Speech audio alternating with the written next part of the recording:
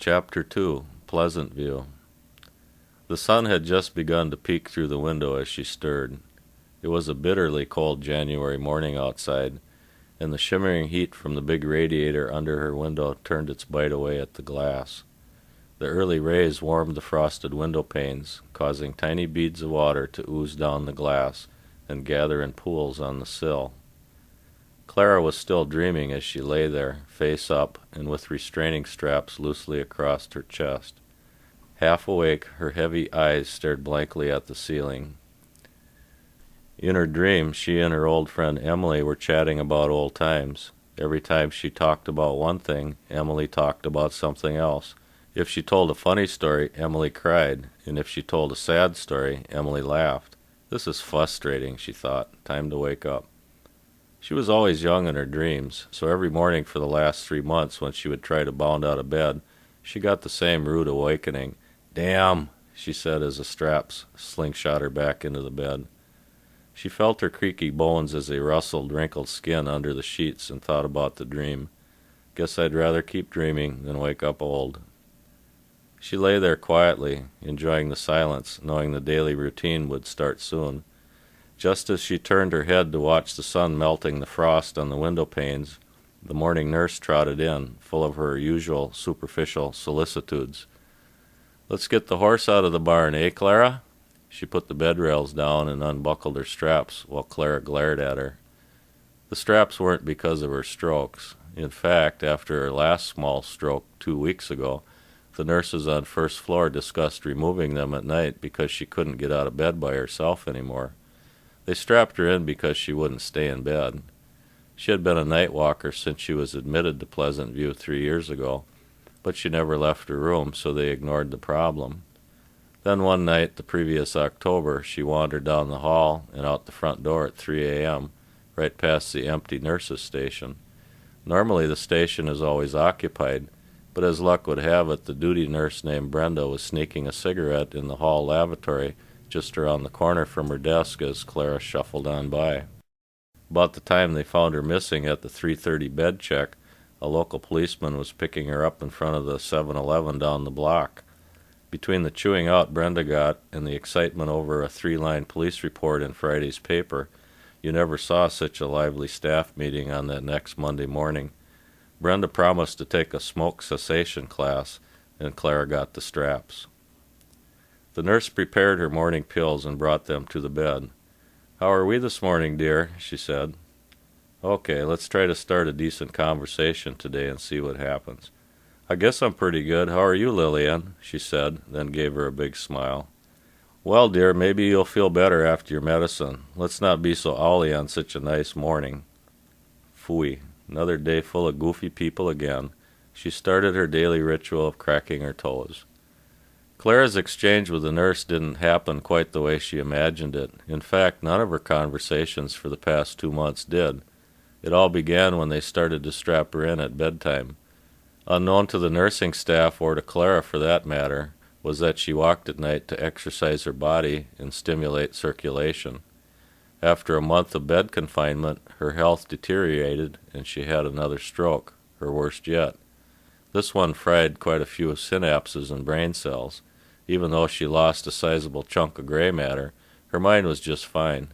Shoot, the mind only needs a pea-sized lump of cells to think with, as any coconut brain could tell you. Unfortunately, her output circuits and internal dictionary were in bad shape, and the nerve bundle which controlled facial expression was a mess. Her brain patched the connections as best it could, and life went on. The funny thing is, Clara thought everything was normal, except for her lack of mobility. When she thought to talk, her brain frantically did lookups in a near-empty dictionary and sent the signals to her face through cross-wired nerves. If it couldn't find a word, it picked something close and sent it on its way. All this explains Clara's frustration in her conversation with Lillian. What she actually said was, "Whoa, mumble, gas, mumble, mumble, look it," and gave the nurse a lopsided frown. She didn't hear her own nonsense and assumed it came out as she imagined it. She even thought she had smiled. The nurse cranked up the bed to sit Clara up for her medicine. Clara saw her reflection in the mirror across from the bed, then looked away quickly. "Damn," she said clearly. Swear words always came out right. For some reason, they're the last to go in the dictionary. She continued to stew. Why does that mirror have to be there? Of all places. If I never look in a mirror again, it will be soon enough. That old bat isn't me. And who cares? I haven't worn makeup in 20 years. Last time I did, I looked like Betty Davis in that Baby Jane movie. "Lillian," she tried to say, "for the umpteenth time, would you please take that mirror down?" Out came mumble fart, mumble wheeze, mumble meadow. "Don't fret now, there's an antacid with your meds. Open up," she said. She put the pills in Clara's mouth and stuck a straw from a glass in her face. Clara gave her a glare, which came out a smile. "There," said the nurse. "That's a much better attitude." And so it would go for the rest of the day. Lillian helped her into the bathroom, which took about 10 minutes to walk and 30 seconds to do her thing, then dressed her and deposited her in a wheelchair. Clara began to fidget as Lillian was strapping her in. "Don't. I've had it with the straps. Leave me alone," Clara tried to say. Out came donut, mumble, mumble, mumble, lemon. The nurse ignored her outburst and wheeled her to the lunchroom. "You won't be getting a donut for breakfast, you old fuss budget." The morning meal was the same for those who couldn't or wouldn't keep their teeth in. Hot oatmeal and milk with a pat of butter, juice, and fruit. Clara always got a cup of picked grapes because that was the only fruit she would eat. She could still use her right hand and was able to feed herself, but since her last stroke nothing smelled quite right, so she just sat there staring at her food. Finally, one of the food service aides came over. "Clara, if you don't eat, I'll have to feed you," she said. "Smells like Harland's old socks. I won't eat Harland's old socks for breakfast." Out came mumble milk, mumble land sakes, mumble smocks, mumble mumble. The aide began to feed her. "Now, Clara, there's milk in your oatmeal," she said. She would put a spoonful in Clara's mouth, and Clara would push it back out with her tongue. In the mouth, push it out. In the mouth, push it out. This went on for some time. All right, thought Clara. If it's that important, I'll eat the darn socks. After the oatmeal and juice were gone, the aide put the cup of grapes on Clara's lap and left her to sit alone as the others finished their breakfast. She eyed the cup, then carefully picked out a grape and looked at it before putting it in her mouth. She used to gum them to death, but lately she would forego the effort and just swallow them whole. As she ate, the old man across from her cackled. He thought she looked like a little monkey in a zoo eating treats. She was really getting into the grapes when a nurse wheeled her to the commons area and parked her by the aviary. The birds flitted about as she continued to eat. She liked to watch them, all those pretty little things with so much energy, all locked up in a cage. When she finished the last grape, the front of her blouse and chin were wet. Clara drooled constantly, and it bothered her. She thought it was another sign that she was falling apart in her old age. Actually, it was a side effect of her medications, but no one thought it important to tell her. She eyed the tissue box on the desk at the nurse's station. "Gotta get a Kleenex," she thought. Clara could get around in her wheelchair, but with her left side mostly paralyzed, it wasn't easy. Trying to get somewhere was somewhat like trying to row a straight line with only one oar in the water, but necessity's the mother of invention, so she learned how to do it. Dragging her left foot as a rudder, she used her right foot on the floor and her right hand on the wheel to inch toward the tissues. She tried to grab one, but they were out of reach. "Could I please have a Kleenex?" she tried to say to the duty nurse. Out came cold mumble, teepee mumble. "Sure, Clara, here you go," said Brenda as she handed her one. Brenda had been assigned to day shift after she flunked smoke cessation class, so she wasn't familiar with the residents' idiosyncrasies. She busied herself behind the desk while Clara promptly put the tissue in her mouth and began to gum it to death. Just then Lillian walked by and saw Clara sitting there, looking like the cat who ate the canary, with wisps of tissue fluttering from her mouth. No, Clara, give me the tissue." She tried to fish the pulpy mess out. "Hey," thought Clara, "let me finish this." "Brenda, didn't I tell you when you started the day shift not to give Clara any tissues?" I don't remember," said Brenda. "Geez, you told me a million things. How am I supposed to remember all that?" "I'm sorry. I won't do it again." Clara had every intention to wipe her chin, but when she got the Kleenex to her face, it smelled just like the cotton candy she remembered from the fair when she was a kid, so she ate it instead. It's too bad they didn't just give her a plain unscented cloth towel, but no one cared that Clara drooled except Clara. Lillian parked Clara in front of the aviary again. The little sparrow with a wisp of crimson on its wings reminded her of her granddaughter Jane. I wonder if she'll come by to visit today. I miss her. Maybe. What day is this? If it's Saturday, she usually comes by. Yes, I hope she brings that little rascal Billy with. With no group activities planned until 10:30, Clara was left to her own devices, alone, but not without the company of her own thoughts, which more and more drifted back to her carefree childhood. Soon she was fast asleep.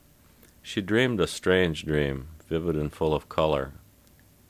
She was riding a dapple white horse, like the one she rode on her uncle's farm years ago. She was young again. The horse galloped effortlessly as they bounded through a large meadow. It seemed to be miles across, like an ocean of grass interspersed with beautiful prairie flowers. She bobbed rhythmically like a child in a rocking chair as the horse leaned into the air and churned the soft earth with its hooves. It was a bright sunny day, and her long sandy hair glistened like wheat bent low in a wind-blown field. It was good to be alive. The horse slowed to a walk, and she heard his labored breathing as she felt the warmth of his firm back on her loins. She saw froth on his mouth and knew he had run long and hard. With the frenzy of the pace abated, she now sensed how peaceful and serene the landscape had become. She stared lazily into the distance and saw a pool with a beautiful tree next to it. So peaceful. She woke with a start. What time is it? She looked at the clock on the wall by the nurse's station. It was 9:30. Rats, I'll miss everything if I don't hurry. She ruddered and oared herself down the east wing corridor. Finally, after nearly 10 minutes, she was at the door of room 214, and she was out of breath. Why did it have to be way to hell down at the end of the hall? She looked in the room. Good, I made it. Room 214 was occupied by Henry and Mildred Chesney, one of only 2 married couples at Pleasant View. Mildred was bedridden, but old Henry could get around in a wheelchair and used a walker occasionally for short jaunts. Every morning after breakfast he would come back to their room to spruce himself up for his wife and spend quality time at her bedside. Sure enough, just as Clara looked in, Henry wheeled out of the bathroom looking his best. The odor of Vitalis on his few remaining slick-back hairs and the aqua velva on his stubbled chin preceded him into the room. Mildred smelled him coming before he rounded the doorway. Henry rolled up to the bed, oblivious to Clara as she looked on. Here we go. Henry began to sweet-talk Mildred in his crackly monotone. Then he held her hand and leaned closer. Mildred started to fidget and mumbled something to him. After a few minutes, Henry put his hand on her chest where her breast used to be and began to caress it. Clara's eyes were glistening. It's about a foot lower than that, you old coot. Shoot, even if Mildred had 'em both lopped off like most of us here, you wouldn't even know the difference. Mildred tried to push his hand away, but he wasn't to be put off. Finally she lay still and stared at him. After a few minutes of his caressing, she began to run her bony fingers through the hair on his blotchy head. Then they began to whisper softly to one another. They made love the only way the very old can, slowly, carefully, and in their minds. Clara watched transfixed, caught up in their timeless act, oblivious to age and setting.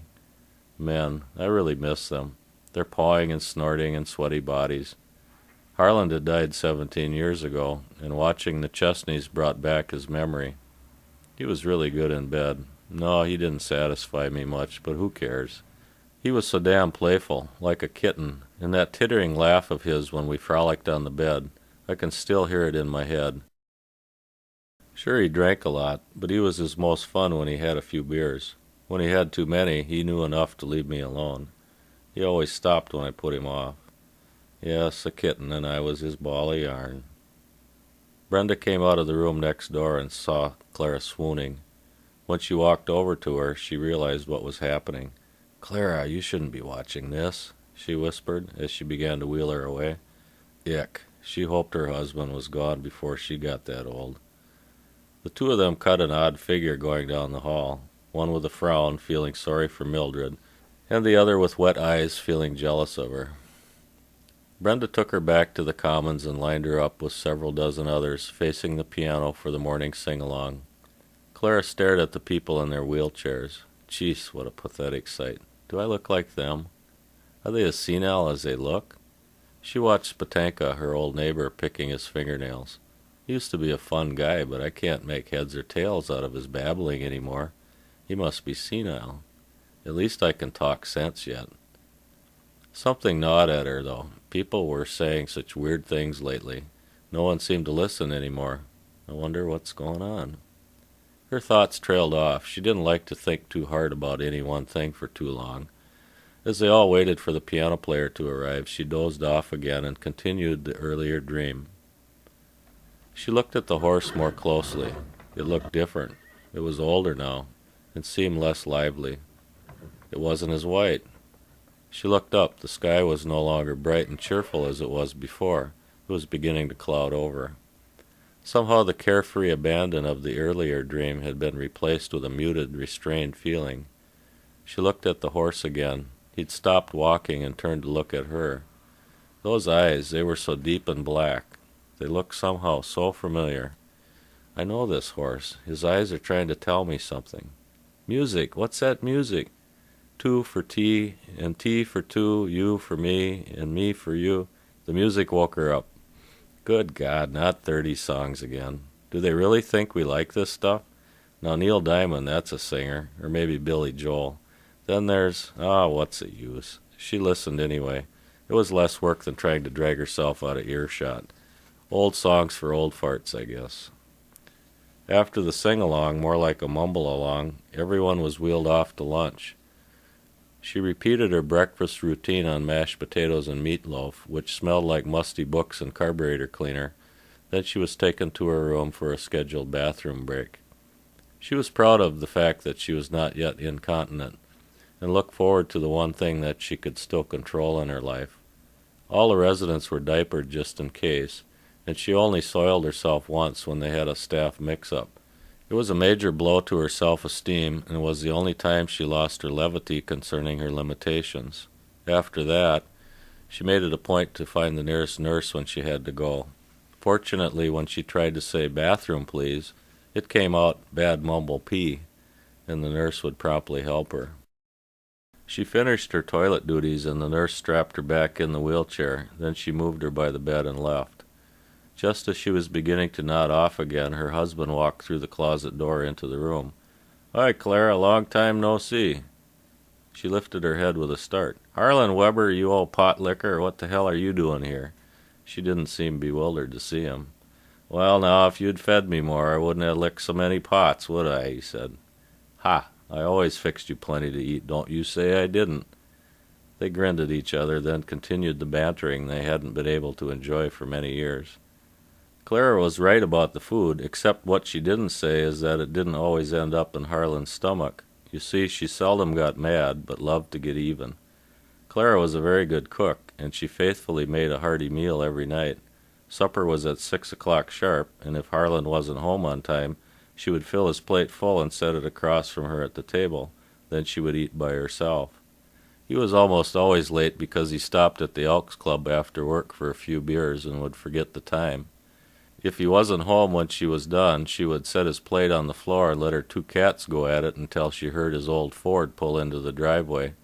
Just before he walked in the door, she would put the plate back on the table for him. Depending on how late he was or how hungry the cats were, there would be various amounts of cold food on the plate. He never figured it out. Sometimes he was only a few minutes late and the plate was nearly empty. The cats were hungry. And other times he was an hour late and the plate was full. The cats weren't hungry. But he never complained. He'd just plop down and eat whatever was there, and if the plate was empty, he'd crack 2 eggs into a glass of beer and swig it down. Harland was the kind who only ate to live. It didn't matter what he ate. Besides, supper time was when he read the paper. He was so inattentive, one night one of the cats hacked up a big hairball on his plate right on some meatballs. He wolfed down the food, hairball and all, and didn't even notice. Except for a stomachache that night and one peculiar bowel movement 2 days later, he never knew what happened. So for their whole marriage, Clara called him a potlicker, and he took it good-naturedly, glad that was the only henpecking he got for being late all the time. As the conversation took a pause, Clara remembered where she was. This is odd, she thought, as she stared at him more carefully. Say, Harlan, what are you doing here, anyway? I didn't come for supper, sweetie. I just came to visit. Well, you took your sweet time about it. Then, after a pause, you're looking pretty good. She couldn't quite tell what was different about him. In fact, he looked just as she always remembered him, even when he got old. A burly and short young man with ruggedly handsome features, lively and animated. Thanks, honey. You look pretty good yourself, he replied. Sure, right. Who are you kidding? But it's sweet of him to ignore the obvious. Maybe the light's low enough. Nah. She did look good to him. Being dead, he couldn't see what she saw. She was still that lithe and dainty young woman with soft and sensuous features and full of life and joy, just as he always remembered her. He didn't hear her nonsensical mumbling either. The words were right there as she thought them. Say, Harlan, people around here are acting strange lately. You're the first person I've had a decent conversation with in a long time. I know, I've been watching. It's kind of hard to explain, and, well, it doesn't really matter after today, he said. Then with a mischievous grin, go smile in the mirror, maybe they'll get the idea then. Quit being silly. She paused, sensing the visit was almost over. Can you stay a little longer? No, I gotta be going, but I'll come back tonight after, well, you know. After my enema? She chuckled. Sure. Say, you haven't seen Emily lately, have you?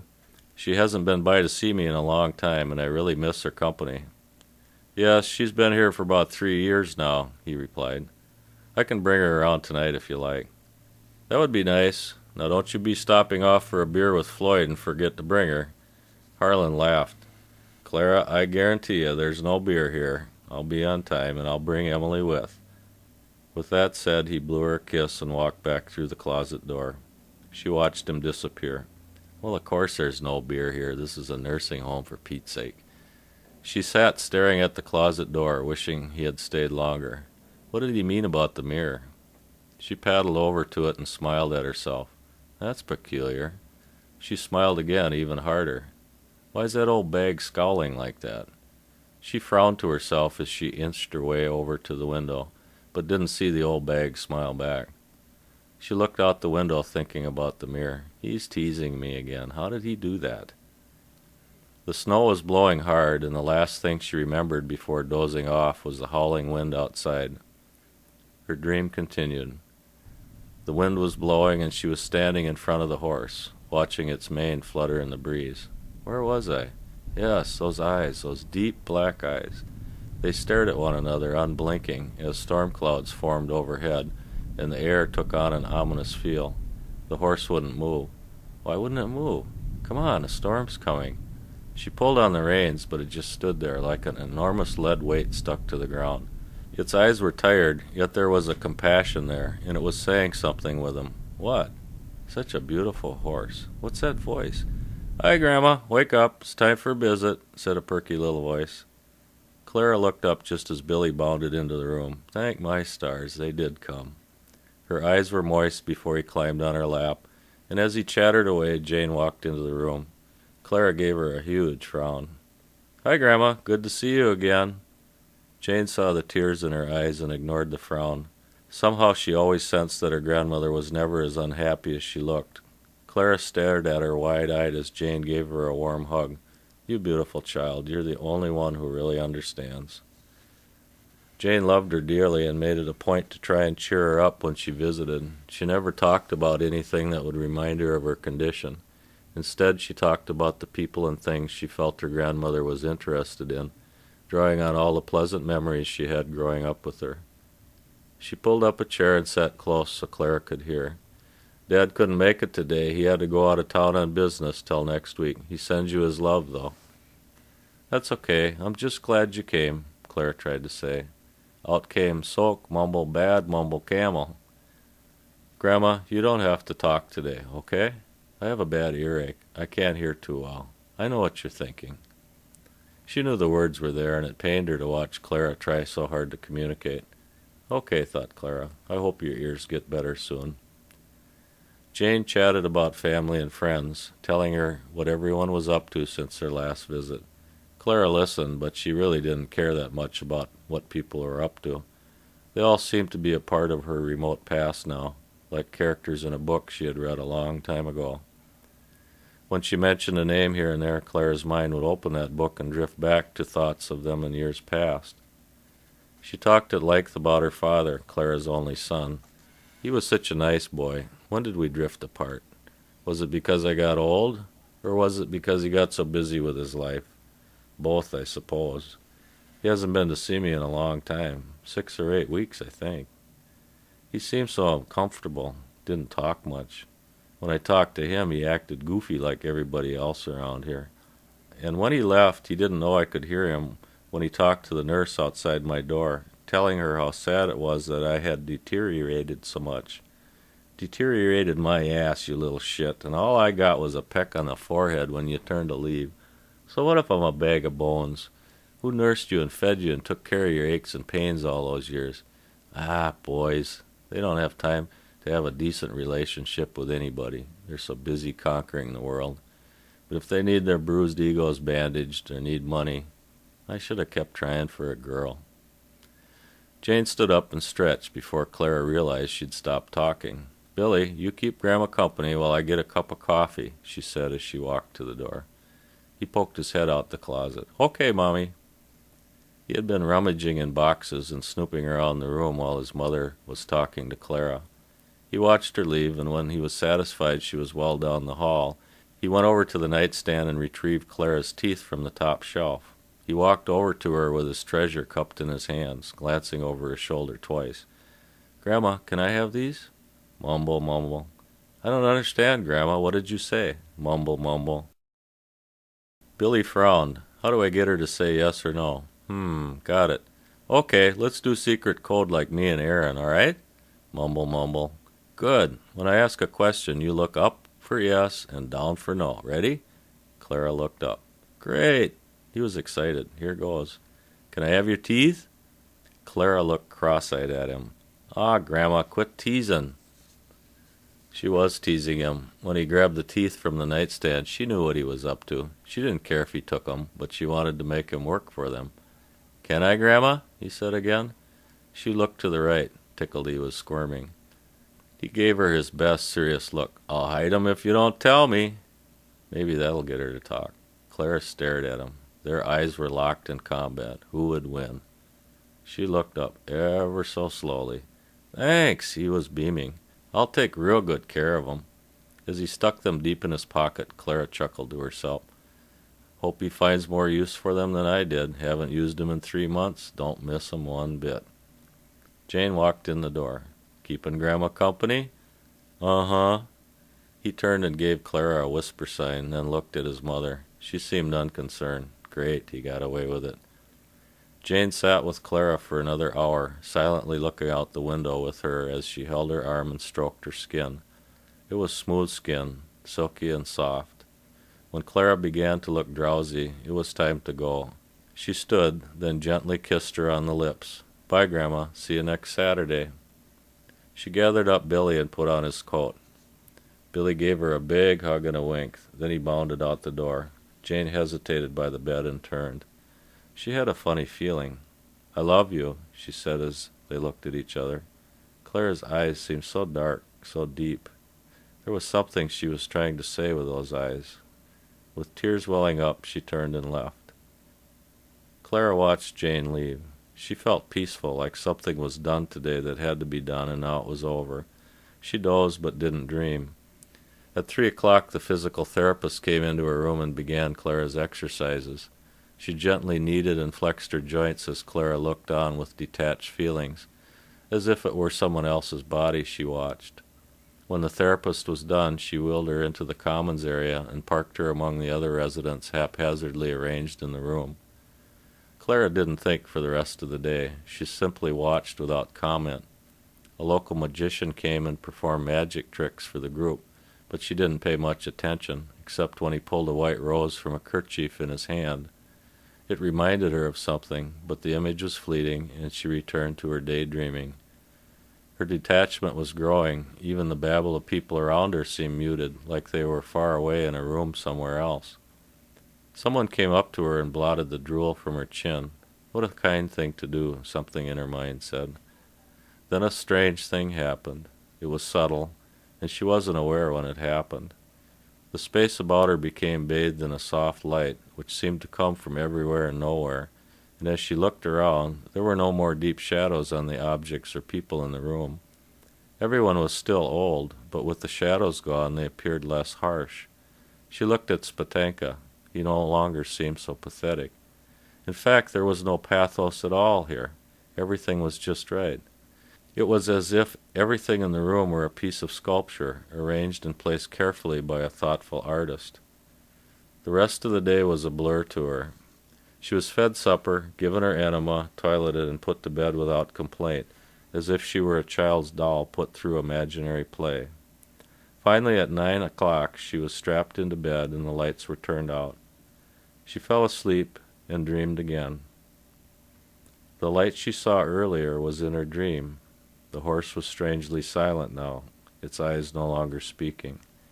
She quit pulling on the reins and stood watching the horse. Even the soft light could not conceal the harshness of the tired and haggard lines on his face. The storm grew in intensity as deep rumbles of thunder and flashes of lightning appeared overhead. Suddenly a tremendous bolt of brilliantly white lightning struck the horse upon its rounded chest. Eyes wide, it fell to the ground. Clara sat up with a start, staring straight ahead. The soft light was still there, only warmer now, like the light in a lover's boudoir, and there was a faint smell of hyacinth in the air. Her eyes focused, and she saw her reflection in the mirror. It was the face of who she knew herself to be. Smooth alabaster skin, full lips, sparkling green eyes, and shimmering flaxen hair cascaded down her shoulders. "Jesus!" she exclaimed. "No, Clara, it's just me. You can see him later," said Harland as he walked through the closet into her room. She stared transfixed at the mirror. "Harland, I had the strangest dream. I dreamed I was this old lady and I could hardly do anything. Nobody understood me, and it was just awful." "That dream's over, honey. Look." He pointed to the bed behind her. She turned and looked at her body. Yes, that's her. That's who I dreamed I was." She turned to look at Harland. "I'm so happy to see you again." She smiled a warm smile. "Can we go now? I don't want to stay here anymore." "Don't you want to stick around and make sure they bury you proper?" She hopped off the bed and stared at her body again, tucked in so neatly and strapped down. "Harland, I don't care if they stick this thing in Uncle George's cornfield and use it as a scarecrow. Come on, let's go home." "Okay," he said, "but first there's someone you have to meet." Harland turned to motion with his hand, and in walked Emily from the closet. She rushed up to Clara, giving her a big hug, and when she pulled one of 2 white roses from her hair to place in her friend's flaxen tresses near her ear, Clara clapped her hands in glee. As all 3 of them walked back into the closet, their giddy laughs lingered in the empty room, echoing around the frail and sunken corpse that was strapped to the bed. They held a funeral for Clara's scarecrow the following Tuesday. It all went pretty smoothly, except they couldn't find her teeth, much to the consternation of the mortician. Clara had outlived most of her friends and had a small family, so when it snowed hard that day, not many people came to the church. Since Clara was too busy visiting with Emily and a few other friends, and didn't even show up for the ceremonies herself, it really didn't matter much one way or the other. When Clara's visit with Harland and their close friends ran its course, the angel who had been watching touched each one of them on the shoulder lightly, and when they turned to look, they all disappeared.